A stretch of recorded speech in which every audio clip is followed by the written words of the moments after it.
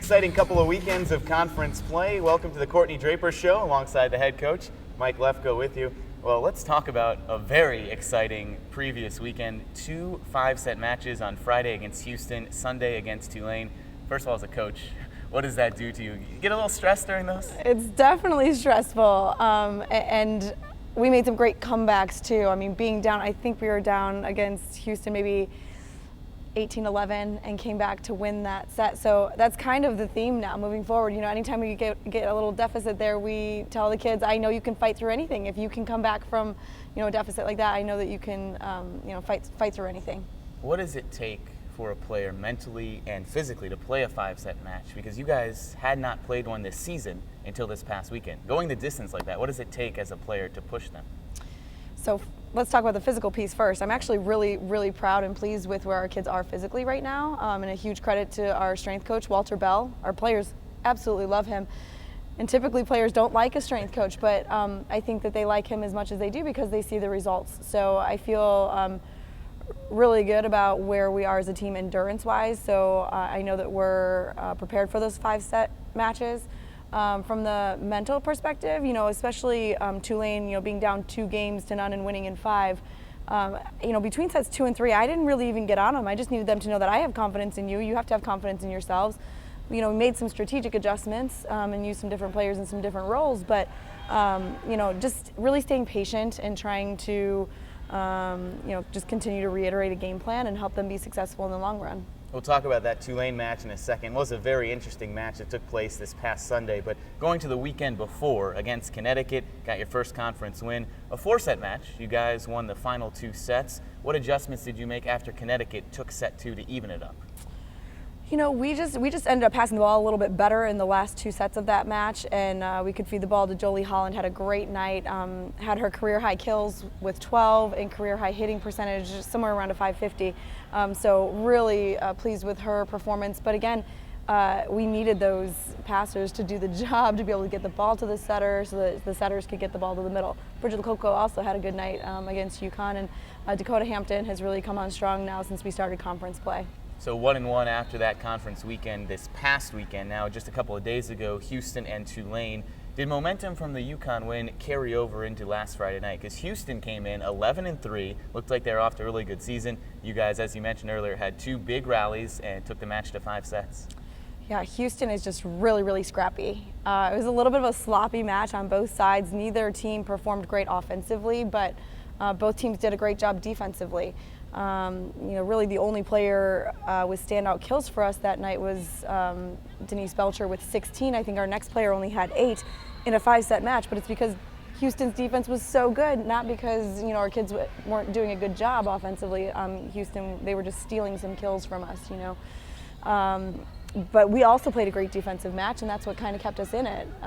Wiley Devlin had 28 digs, which is a great number, and then Elise Panic was pretty much only playing 3 rotations at that point, and she collected 18 digs in 3 rotations. So again, great defensive night for us, but not as good offensively. So unfortunately, you know, you get those comebacks and you want to take that match in 5 so terribly, but we just came up 2 points shy in the end. Well, speaking of taking it in 5, you guys did rebound on Sunday against Tulane. What an interesting match. Tulane comes out, wins the first 2 sets, then all of a sudden it's like a switch was flipped. Can you talk about the big adjustment you made going into that back half of that match? Yeah, again, our staff just staying, you know, calm and patient with the kids, and we went from a 5-1 to a 6-2, which Elise Panic came up huge with her offensive side. So we ran a 6-2. We've been kind of in a 5-1, and not that it's all about Elise, but she's one of our strongest passers, but also obviously was one of our strongest hitters on the weekend. So in the 6-2, she gets taken out of the back row. So I wasn't sure, you know, how our passing would be, but it was completely stable with Alexis Heidelberg, Dakota Hampton, and Wiley Devlin, of course. So you know, the 6-2 worked really well for us. Priscilla Heasy came in and really added a huge spark and another great offensive performance from her. And then Elise's Chicago buddy, Dakota Hampton, also collected 18 kills and had a great night for us. So I think that Chicago duo was really hot in the the match against Tulane, and was really happy for them. 18 kills for both of them, as you mentioned, and then for Elise to hit well over 600. That's incredible. Have you seen a performance like that, really someone locked in like that this year? Again, Denise had a good match. Everyone's kind of taking turns doing that. I think that if we can get our full offense firing on all cylinders on the same day, we could be really, really dangerous. But I was really pleased with Elise, to finally find the groove, find the rhythm. She's doing a nice job, hitting off of Molly, who's a freshman setter. Sometimes it just takes a little bit of time offensively, and I think that they finally got it. Well, coming up, we'll talk with the Marshall transfer. That's when the Courtney Draper Show returns.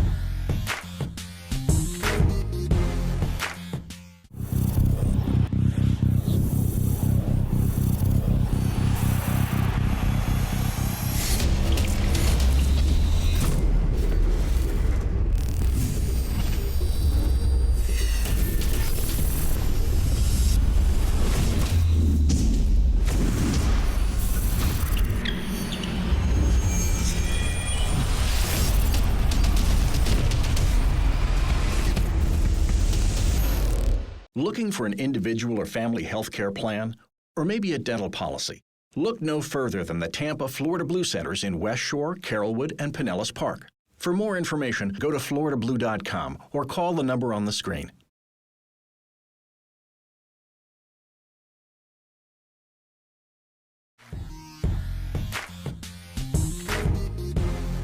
Here with junior Elise Panic, coming off a tremendous performance last weekend, specifically in that Tulane match. Elise, you had 18 kills, a career high, and hit a 630. When you're hitting something like that, are you just locked in, or what's going through your mind? Yeah, I was really focused because after the third game, we got in the locker room, and Dakota Hampton gave a speech, and after that we all were just locked in, focused, and ready to go. And I was getting a lot of positive vibes from my teammates and the coaches, and I think that just helped my game get better throughout the game. When you're in a situation like that, 18 kills, and it seems like everything you're hitting is going in, are you just demanding the ball, kind of wanting it, excited if that ball is coming to you? Yeah, I'm excited. I want our setters to spread out the offense, but if it comes down to we need to get a kill, I want to be the person to put that ball down for our team. So let's talk about that match a little more, the Tulane one on Sunday, where they won the first two sets, and all of a sudden it's like, okay, hey, they're cruising a little bit. You said Dakota gave you guys a speech. What was going through the team's mind when you got out there for that third set, and then you had that great rally, won the next three to win the match? It was all about heart. I feel like we know how to fight, we know how to get to that point where we could be at the same level as these other teams, and it's just about at the end it's about who wants it more, and I felt that those last three games we were the team that wanted it more. Does that kind of build off of what had happened a couple of nights ago when you played Houston? Did you take away some of that momentum from Houston, knowing that, hey, yeah, Exactly. we can rally? Yeah, I think so, yes, because we went into 5 sets against the last on Friday night, and I think that we were in the same situation as we were last on Friday, and we were just like, we don't want to lose. We're not going to let the same situation happen to us again. So we needed to change it around, and we changed it around, and we won. So we talked to you before the season, where I know you had practiced with the team, you had played a little bit with them, hadn't played any matches yet. Now that you're into the season, you're in your first year here, how have you fit in? What's the bond like with your teammates out there on the court? Oh God, I love them. We're a goofy team, and I think every girl on this team has a different personality, and I think it fits very well, and I couldn't be happier that I'm at this school. I love Coach Draper, and I love the other coaches, and I love the girls, and I feel like this was a very good decision for me to come here, and I think that this year, next year are going to be two phenomenal years for me and for this program. So with this bond you guys have, with some of the momentum over the past weekend, how does that build and carry into the rest of conference season? Because there's so much more left in this season, a lot of volleyball left. Yeah. Well, I think that after this win that we had on Sunday, just positive vibes. We don't want anything negative. I know we lost on Friday, and that was a heartbreaker. But we're just trying to move forward. We don't want to look at the past. We're just moving forward, stepping. You got to take each game by a set. And we can't look forward the next 4 games. We got to look at our next game, which is against Memphis, and what we have to do to beat them. And we just got to keep continuing to focus on the teams that we need to play, and we're going to get things done. the non-conference, you guys had such a tough schedule. Those were a lot of tough teams, and maybe the record might not reflect it. But now in conference, are you guys confident that you can play with any team because of the tough non-conference you had? I think so, yes. I mean, we have a lot of talent on this team, and I think because of the schedule that we were in preseason, we could play with anyone. We played two of the top teams in the country, and we gave a good fight, and I think that we could play anyone. That's junior Elise Panic. Coming up, more with the head coach here on the Courtney Draper Show.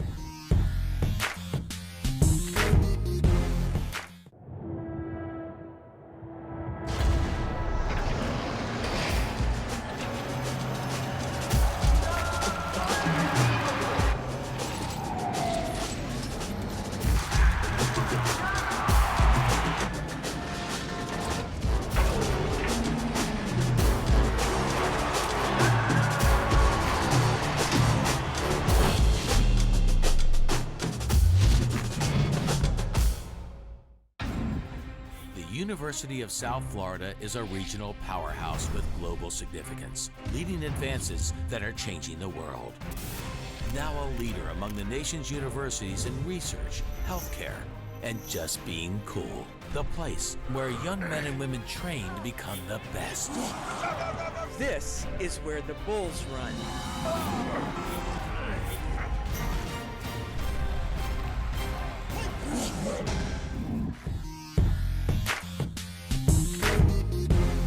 We should mention as well, Elise Panic was just named to the conference honor roll after that 18-kill, .630 hitting percentage performance. And Coach, is that a performance that you envisioned when you saw her playing at Marshall and said, hey, this left-handed hitter can play on that right side and really fit in well with my team? You know, I remember her from her 18s year, her senior year of high school, playing club with Dakota when they won AAU Nationals, and I remember thinking, man, that lefty's good. And so when she had a release and was looking for a school to transfer to, I knew that we would be in the running because of Dakota, and I just think Elise's overall game is really impressive. There's really not a weakness. Like I said, she's one of our strongest passers on the team. You know, twice in the last 2 weeks she's had 18 digs or more. That just shows a huge court awareness and huge court presence. So we feel very lucky to have her. Yeah, with Dakota and Elise having that long-lasting friendship, can they kind of boost each other up? They both had those 18 kills on Sunday. Is that the optimal situation when they're both playing well together? Of course it is, but I will say that their personalities add as much as their skill. You know, people enjoy being around them, enjoy playing with them. They're hard workers. They push each other. They push the rest of their team, and it's fun to see them together. And I'm really happy to have Elise this year. Back on the road coming up for volleyball at Memphis and Cincinnati. Now you're going on the road against some teams that, like you guys, are really in the middle of the conference standings. Memphis 2-2, Cincinnati 1-3. Does this team now know how to kind of grit out those tough matches? Do you think these past couple of weeks have helped them when you get into tough situations on the road? I sure hope so. Man, there's been a lot of 5-set matches within our conference. Lots of parity, just evenly matched. You know, I think both Temple and SMU are looking like NCAA tournament teams for sure, with a few others in the running, you know, and I think every night you got to bring your best game, and every night either opponent can win. So it makes for a really exciting conference season.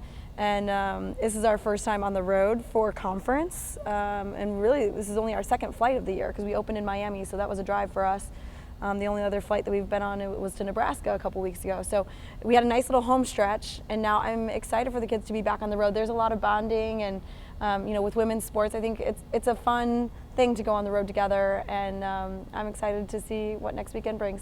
So that's next weekend on the road. The volleyball team is back home the weekend after that, Friday and Sunday, October 16th and 18th against Tulsa and SMU. Thanks for watching this edition of the Courtney Draper Show.